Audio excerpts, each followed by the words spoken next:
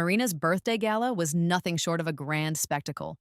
Relatives and friends from both sides of the family had gathered in full force, and the atmosphere brimmed with anticipation. Standing atop a small stage, Marina delivered a speech so heartfelt that her voice quavered with emotion. More than once, her eyes welled with tears as she spoke, and each time Damien, ever attentive, stepped forward to gently dab them away, offering silent reassurance. No matter how one looked at it, the evening hardly resembled an ordinary birthday party. Rather, it evoked the feel of a wedding reception, with a couple seemingly exchanging vows in place of the usual celebratory speeches. "Isn't today supposed to be your engagement with Damien?" a voice demanded in disbelief. "Then why on earth is he here celebrating your sister's birthday?" At that very moment, my closest friend Bianca burst into my dance studio, her eyes wide as she took in the live stream on my phone. And this hotel decor, Celeste really outdid herself, didn't she? I remember we handpicked these designs together. I had just wrapped up practice and was perfecting my routine in front of the mirror when Bianca's words reached me. Without even turning around, I replied in a measured tone, "The engagement is off." Bianca's face went pale. "What? I don't understand," she stammered.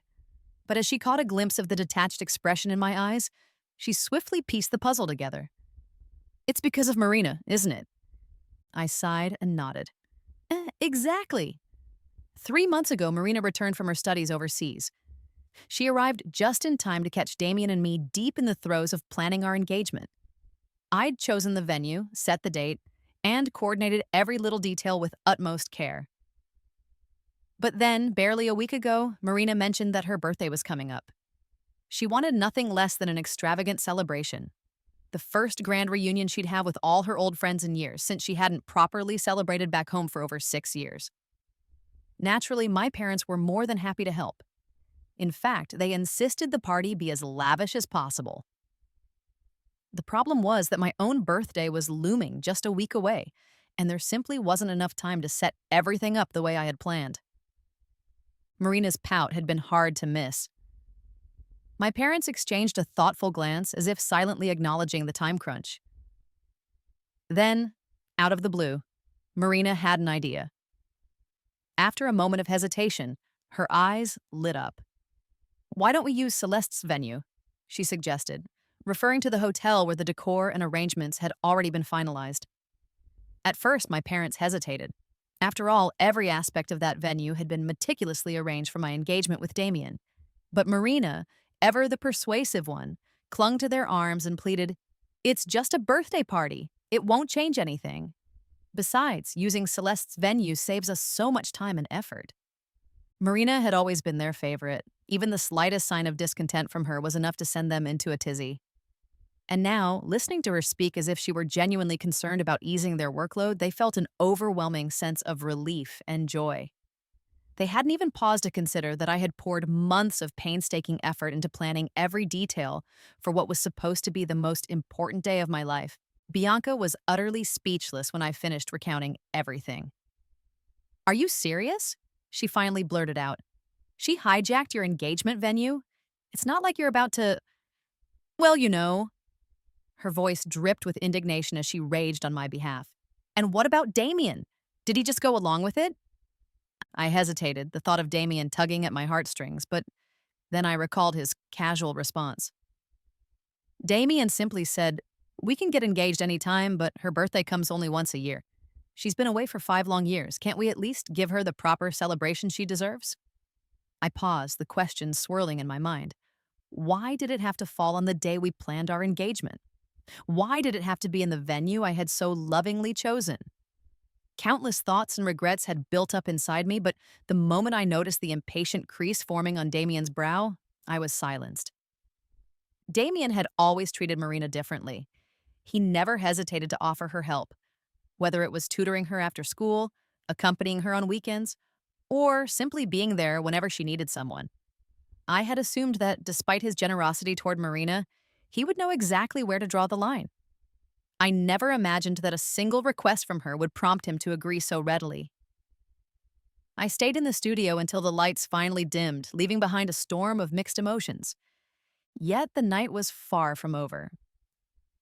By the time I made it to the venue, the celebration was in full swing. Guests mingled throughout the room, with Marina flitting about, champagne glass in hand, chatting and laughing. I recognized several familiar faces, some even from our high school days, but compared to the intimate camaraderie Marina shared with Damien and others, I felt like a mere acquaintance. "Marina, you've become even more beautiful with time," someone remarked. "Oh, stop it, Blake," she teased, her tone light yet sincere. "Really, just look at you and Damien. You two are the perfect match." Blake, always ready with a quip, chimed in mimicry. "I heard from several people during your speech that you two are simply made for each other." His words sparked laughter among the guests, and Marina's giggles rang out as she covered her mouth in delight. Damien's smile was softer but no less genuine. In that moment, I tried to absorb the scene, a mix of joy and heartbreak swirling within me. I wasn't entirely unhurt, but then a voice called out, "Damien, is Raina here?" The sound jolted me back to reality. I met Damien's gaze. His warm, affectionate look vanished instantly, replaced by surprise and a tinge of irritation. Instinctively, he stepped away from Marina and strode toward me. "Why are you here?"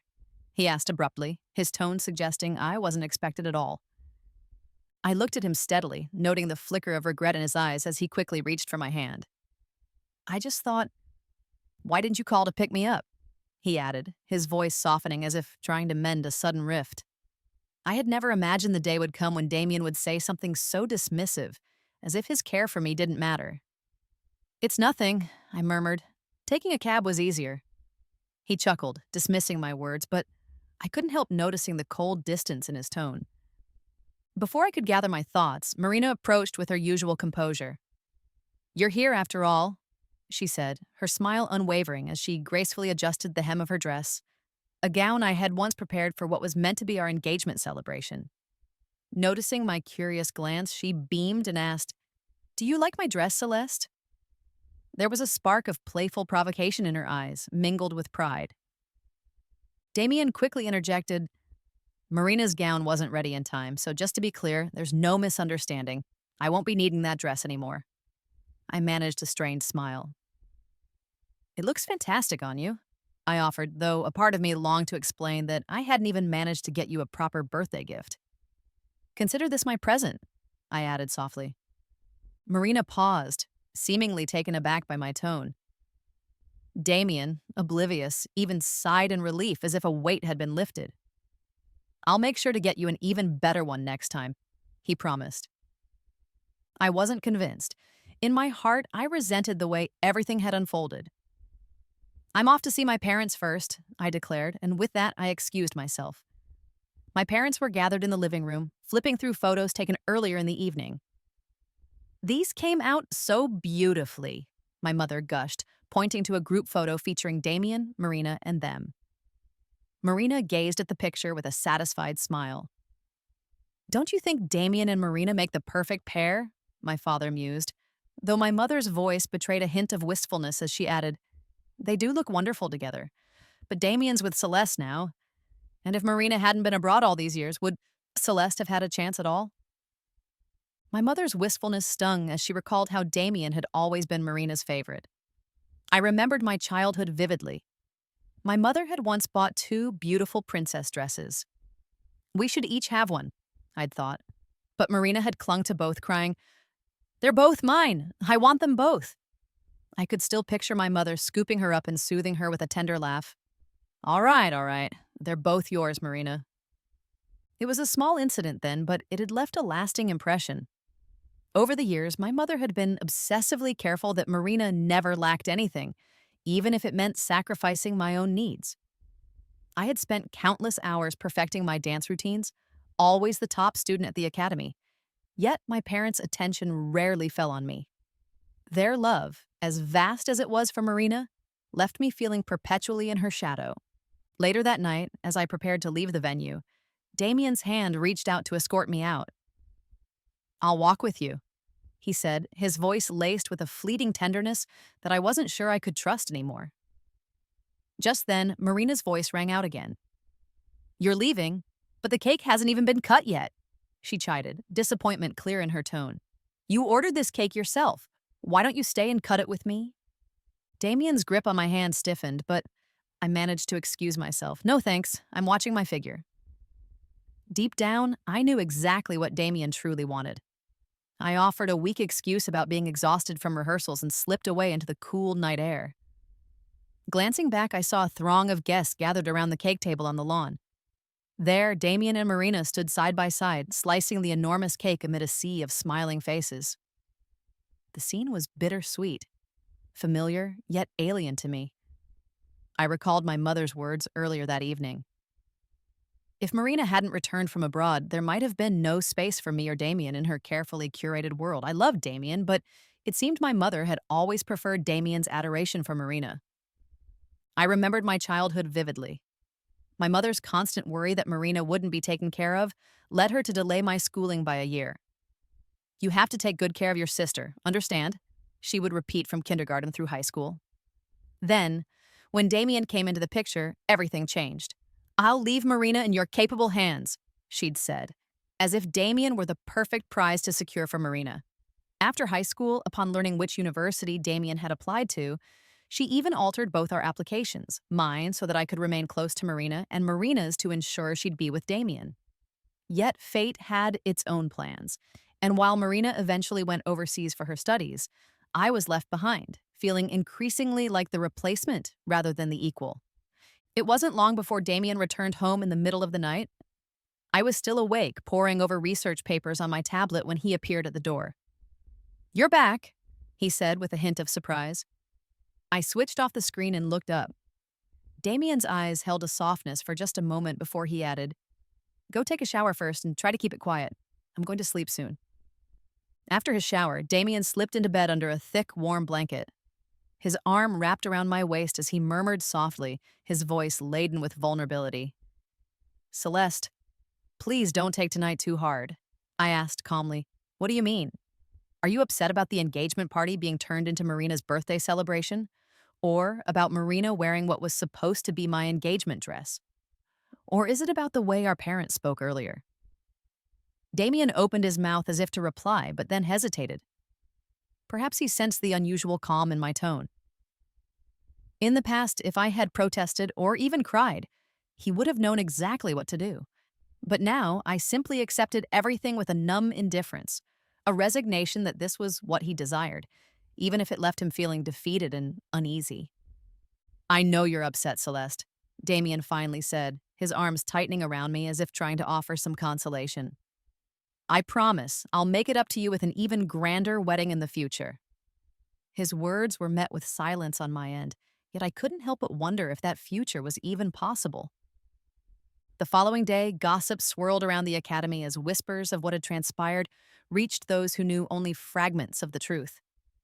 Damien began sending flowers to the academy, and while many teased him, oblivious to the real story, only Bianca remained unimpressed. In fact, she appeared even angrier at Damien than I was, a reaction that, oddly enough, managed to amuse me. Not long after, the assistant to the dean approached with some paperwork. Bianca's eyes narrowed as she asked, What's this? I explained, It's an application form for the Academy's overseas study program. I told the dean I wanted to apply. Bianca nearly snatched the form from my hands. A 3-year program? She exclaimed. Does Damien know? I shrugged. He would find out soon enough. I had never intended to hide my plans for further studies from him, and now that the application was in my hands, it seemed like the perfect opportunity to finally discuss it. Without delay, I drove straight to Damien's company. The receptionist, who knew me well, allowed me access to the executive elevator without question. As soon as I stepped out, I heard Marina's light voice. Wow, the view from here is amazing. Leaning casually against the floor-to-ceiling windows in Damien's office, Marina was marveling at the panoramic vista of the city's central district. Damien stood behind her, his smile indulgent and brimming with affection. Are you hiring? Because I'm capable of anything, Marina joked, eliciting a playful chuckle from Damien. Their banter was so effortless that it seemed as though they were the only two people in the room. Even the secretary couldn't help but roll her eyes at their antics. Then, as if on cue, she spotted me. Miss Celeste, she announced, and both Damien and Marina's smiles faltered for a moment. Marina stepped past Damien and said with a casual air, "You're here. I was getting bored today, so Damien gave me a tour of his office." Before I could interject, Damien came over and gently took my hand. "Why didn't you tell me you were coming?" he asked, a hint of reproach in his tone. "Sorry," I replied softly. "I'll text you next time." He frowned slightly, clearly mulling over something unsaid when Marina interjected abruptly. "I'm feeling a bit hungry," she declared, instantly shifting the mood. Damien glanced over at me. "Have you eaten yet?" he asked. "Let's grab something together," he suggested, and without waiting, Damien drove us out of the underground parking garage. As the car slowed to a stop, Marina reached for the passenger door with a teasing smile. "Oh, Celeste, you go first. It's just my habit," she said, playfully sticking out her tongue. Throughout the meal, Marina chatted incessantly, mostly directing her attention at Damien. He listened attentively, sometimes even helping himself to place a piece of food on my plate. "I want some too," I murmured, but Marina then remarked, "You treat Celeste so well. I wish I could find a boyfriend as amazing as you." Her words hung in the air for a moment, and Damien only chuckled, dismissing it with a casual, "Just eat your food." Halfway through the meal, I hesitantly asked, "Damien, are you free this afternoon? I really need to talk to you." Damien turned to me, then recalled with a slight grimace, "I have a meeting later today." "All right then, let's talk this evening," I suggested. That evening, however, Damien informed me that he had to leave on a business trip that would last an entire week. And to my dismay, he would be taking Marina with him. Damien booked an evening flight, and by the time they landed, it was already past 11 p.m. Later, before sleep could claim me, I found myself scrolling through Marina's Instagram. Her first post from the trip featured a photo taken from a hotel's floor-to-ceiling window, the location tag unmistakably marking the city Damien had mentioned. In the reflective glass, I could just make out two silhouettes standing together. Even my mother had liked the post, leaving a comment that read, "Good luck, sweetheart." A surge of anger shot through me, and without delay, I called Damien. He answered hesitantly. "Celeste?" came a voice that, even through the phone, oozed a sickly sweetness reminiscent of Marina's charm. "Where's Damien?" I demanded. "He's in the shower. Do you need me to tell him something?" The voice replied in a light, almost innocent tone. But to me, it was the spark of an impending explosion. I forced myself to remain calm. "No, it's fine. Just tell him I called." "Why are you being so defensive?" Marina's voice, layered with mock indignation, suddenly came through on the line. "Tell him to call me back," I snapped, my own voice rising in anger for a brief, charged moment. After a long pause, Damien finally answered, "What's wrong? Did you take Marina on your trip?" A brief silence followed before he explained that Marina had insisted on joining him because she claimed to want to see somewhere special, a feeble excuse that only added to my growing resentment. My temples ached with each passing moment as Damien, sensing my silence, inquired in a panicked tone, "Celeste, if I asked you to send Marina back right now, would you do it?" I couldn't let his question go unanswered. "I don't want you, Marina," I said firmly. Before I could finish, Damien's voice suddenly rose in alarm. I heard him set his phone down, followed by the sounds of hurried footsteps and rustling. Marina's soft, pitiful voice floated through the line. "I'm just going to explore on my own." Damien's tone grew louder as he called after her. "She's unfamiliar with this place, and it's late. I need to find her first. We'll talk later." The call ended abruptly, and I never received another word from Damien that night. Yet Marina's Instagram soon lit up with a series of updates. 5 different posts, each from a new location, with Damien's figure appearing in the background or reflected in the glass of every picture. I couldn't help but reflect on my own relationship with Damien. After years of dating, our adventures had always been confined to the same familiar spots. And here he was, whisking Marina away to new and exciting places. The contrast between our routine and his newfound exuberance with Marina was stark and painfully clear. Damien was scheduled to return in a week, but he came back on the 10th day. By that time, my application for the overseas study program had been approved, and I was set to depart in just 2 weeks. I had already packed most of my belongings, preparing for the next chapter of my academic life. As I dragged my suitcase toward the door one final time, I caught sight of Damien and Marina stepping out of his car, laughing together as if they had just shared the best of times.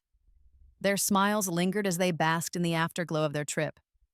When Damien's eyes met mine, his joyful expression vanished, replaced by an icy, hurried look. "Where are you off to?" he asked sharply. "I'm moving into my dorm. I need to sort out my last preparations before leaving the country," I replied. Before I could add another word, Marina interjected, "Are you still upset? Is that why you're leaving?"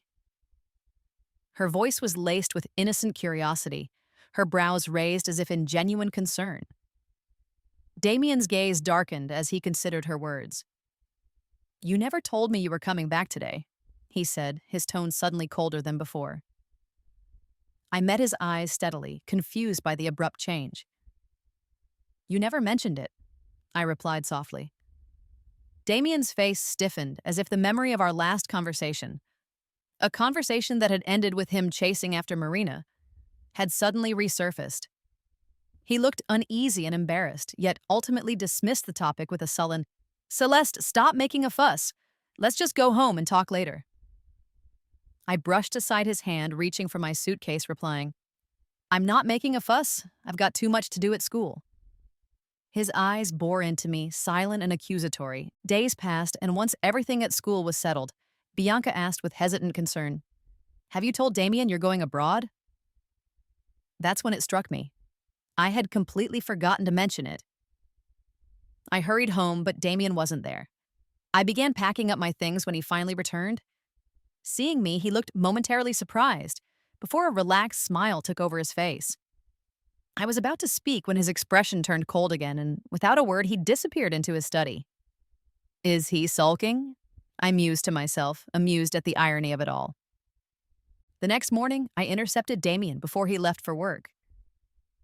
"I need to talk to you. Can you spare 20 minutes?" I asked. He pressed his lips together, checking his watch.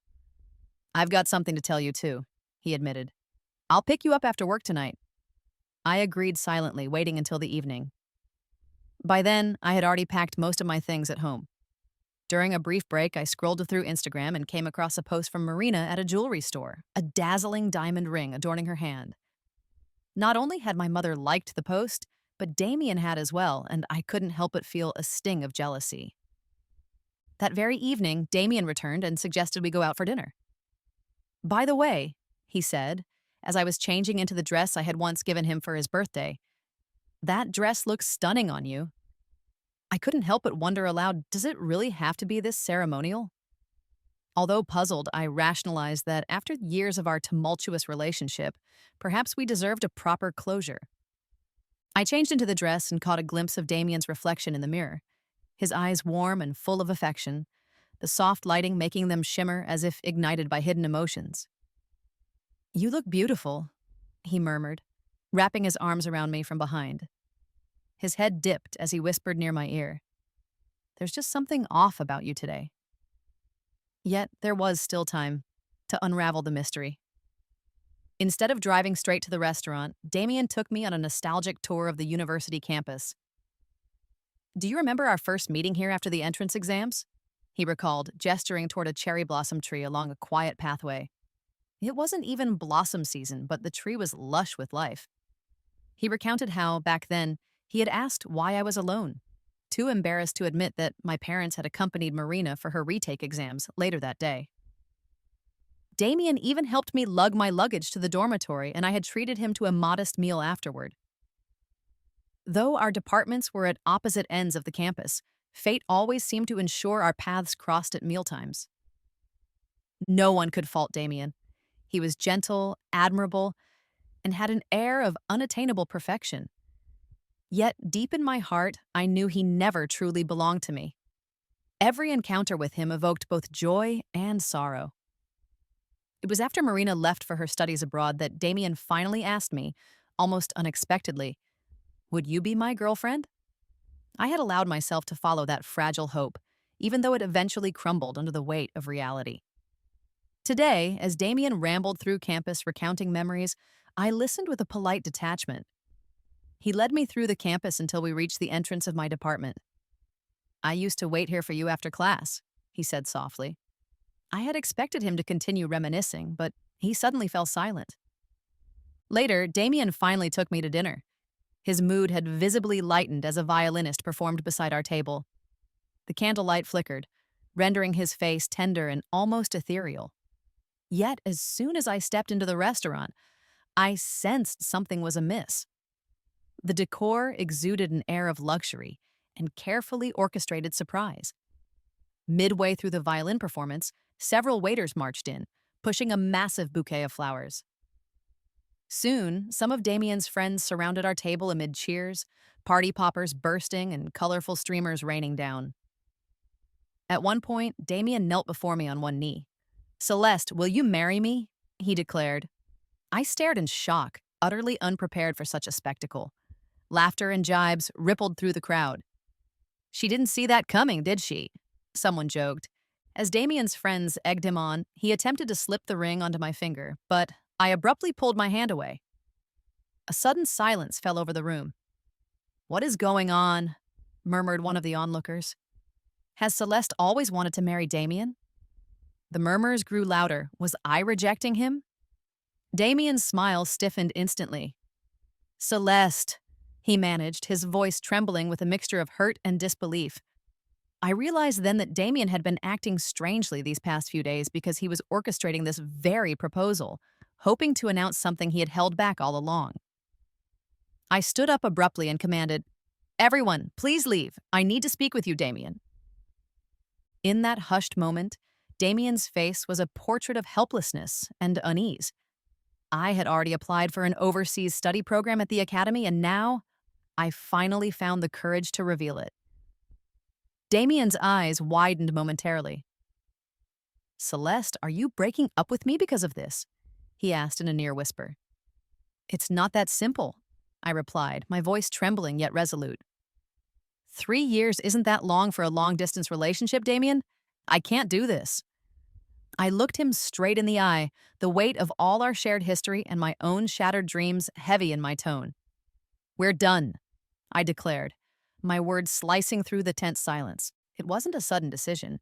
Since our engagement plans had been derailed, obstacles had continually appeared, each one a sign that what we once hoped for was never truly meant to be. I recalled my mother's voice from earlier that night, reminding me how, as a child, she had always prioritized Marina above all else. "You were never enough," I thought bitterly, realizing that my own life had been overshadowed time and again by Marina's presence. When Marina's call came that night, "Celeste, I'm moving the last box out of Damien's house. Mom wants you to come home for dinner, and don't forget to bring Damien." I hesitated only a moment before hanging up. When I arrived home, I rang the doorbell. The door swung open to reveal Marina's radiant smile, but as soon as she saw I was alone, her expression faltered. "Where's Damien?" she asked, pouting and rolling her eyes before turning back inside, calling out, "Celeste, come on in." My mother sat in the living room, her eyes bright with cheerful chatter alongside Marina. Yet, as they laughed together, I felt the painful sting of invisibility. My mother asked softly, "Celeste, did you forget? I left some photos at Damien's place. Could you ask him to bring them back?" Marina's eyes sparkled mischievously as she added, "Why don't you ask him yourself?" I replied coolly, "It's just a trivial matter." Under our mother's disapproving glance, I muttered, "Damien and I have broken up. Otherwise, I wouldn't have come home today." A heavy silence settled over the room. For a brief moment, a flicker of satisfaction danced in Marina's eyes, while our mother looked visibly awkward, unsure how to respond. After what felt like an eternity, our mother finally asked in a strained tone, "Why did you break up?" There was no regret in her voice, only a cold sincerity that cut me to the bone. "Isn't this what you wanted?" I countered sharply. "If I hadn't ended things with him, how else would you have let Marina take my place?" My mother's face went pale, then flushed with anger. "What are you talking about? How can you say that?" she snapped. That night, the argument between my mother and me was the fiercest we had had in over 20 years. She spat out accusations. "You were never as thoughtful as Marina. If it weren't for me, you wouldn't have the life you do now. You can't even keep your own boyfriend." Her words stung with the bitter truth of parental favoritism. I fought back with every ounce of hurt. Maybe I'll never be as perfect as Marina, but at least I deserve better than to be cast aside. My mother's face hardened, and in that moment, I realized that our once harmonious family was now fragmented beyond repair. After I gathered my belongings, I announced in a steady voice, I'm leaving the country, even after my studies end. I don't plan to come back. I recalled the day Marina returned from her years abroad. Her tears, our parents' tearful embrace as they said, We missed you so much. I remembered how every holiday and special occasion, I'd been the one left behind. My parents had always lavished praise on Marina with just one phone call, while I was overlooked time and again. As I prepared to depart, I could no longer ignore the truth. I had been born not to be cherished for who I was, but to fill the void that Marina's absence created. Before I could leave, Marina's voice broke through the tension. Celeste, she said softly, her eyes glimmering with mischief under the warm light. Remember to ask Damien for my photos. I responded coolly, Ask him yourself. Our mother, ever the peacemaker, interjected with a quiet scold. It's only a small thing. Just tell him, please. In that moment, I couldn't hold back any longer. Damien and I broke up. If not for that, I wouldn't have come home today, I stated bluntly. The room fell into an uneasy silence. A flicker of satisfaction passed over Marina's face, while Mom's expression turned uncertain, caught between shock and resignation. After a long, painful pause, Mom finally managed to ask, Celeste, why did you break up with him? Her voice carried no pity, only a raw honesty that stung me deeply. Because, Mom, I said slowly, if I hadn't ended it, you'd have always chosen Marina over me. You made it clear time and again that Marina deserved everything, even if it meant sidelining me. My mother's face contorted in anger and disbelief. What are you saying? You're twisting everything around, she spat. You were never as good as Marina in my eyes. How can you even think you deserve more? I forced myself to hold back the tears as I replied evenly. Then from now on, I'm done. Pretend I never existed as your daughter. As I spoke these words, my mother's voice rose in panic. Where are you going? She cried. I'm leaving the country, I said calmly. After my studies are finished, I won't return. I recalled how, as a child, Marina's return from abroad had been met with such exuberance by my parents. How one phone call from her could make them shower her with praise. In contrast, my presence had always been secondary. I stepped outside, and as I walked away, I saw Marina's face briefly, bright and carefree, while my mother's eyes filled with regret and shock. I could hear Marina's laughter echoing from inside, while behind me, the memory of every slight and every preferential moment with Marina haunted me. A few days later, as I was about to leave, Bianca came by to see me off, her eyes red with reluctance. Take care of yourself out there, she whispered, and don't forget about me. I promised softly, I won't. Out of the corner of my eye, I noticed a sleek black car parked by the roadside. The license plate was all too familiar. Bianca's hostility toward Damien was evident when he emerged from the car and walked toward me. I watched as his once bright eyes now seemed haggard, dark circles under them a testament to sleepless nights and troubled thoughts. He stopped right in front of me. What time is your flight? He asked in a voice that barely masked his inner turmoil. 2 in the afternoon, I replied. I'll take you to the academy bus, he offered, blinking back tears that betrayed his stoic facade. After a long pause, he murmured, Celeste, I'm sorry. Those words, spoken so softly yet with so much weight, echoed the apologies he had repeated countless times over the past few days. That night, as Damien and I lay in our separate beds, he finally gathered the courage to ask, Why did you bring up breaking up? His voice was tentative, laden with multiple questions I'd been too afraid to voice. After a moment of silence, I asked the question that had haunted me for so long. Damien, did you ever get together with me because of Marina? Because after Marina returned, your behavior changed completely. His face drained of color. For a long moment, he was speechless. A silence louder than any words could be, then, with an anguished sigh, he muttered, I'm sorry. I truly am. But his apology was drowned out by the sting of the final, irrevocable truth. I had always believed that I was open and honest in our relationship, that everything was shared between us. But Damien's actions had gradually revealed his true loyalties. I realized, with a piercing clarity, that I had been nothing more than Marina's stand in. And so, I broke it off. Shortly after, I left for my studies abroad. The transition was smoother than expected. The language barrier soon dissolved, and my new companions were kind and welcoming. I changed all my contact information in China, keeping only Bianca's number. Even from afar, I still heard snippets about Damien, whispers that he continued to post proposals and declarations on social media, much to the bemusement of those around him. Friends speculated wildly about his behavior, with some calling him a scoundrel who merely regretted his actions. One insider even revealed that Damien's behavior wasn't some grand romantic gesture at all. It was simply the act of a man trying to justify his own mistakes.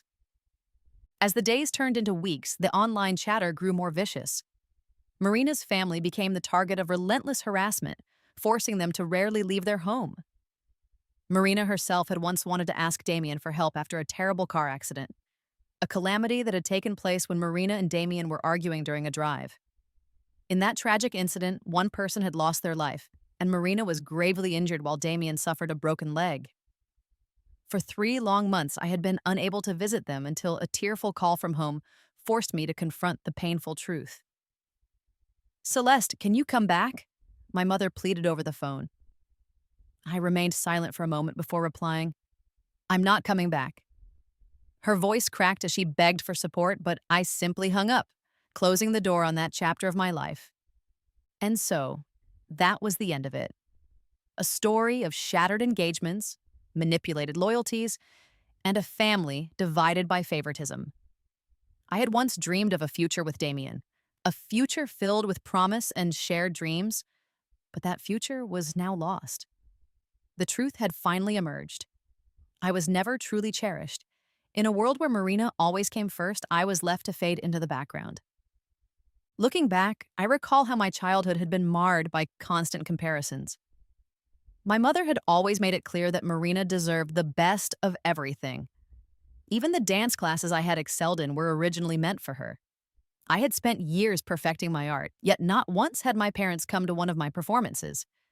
Their hearts belonged solely to Marina, leaving me to wonder why I wasn't loved in the same way. When news of our breakup with Damien spread, his friends tried to talk me out of it, but I silenced them with a single determined sentence. "If you think this is nothing, I can send our entire chat record to your friends." Their laughter died down immediately. It seemed that people only cared when the knife was pointed directly at them. 2 days later, the moment of my departure finally arrived.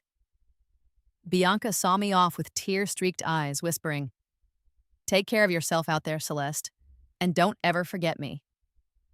I promised softly, "I won't." As I stepped away, I noticed that same sleek black car once more parked by the roadside.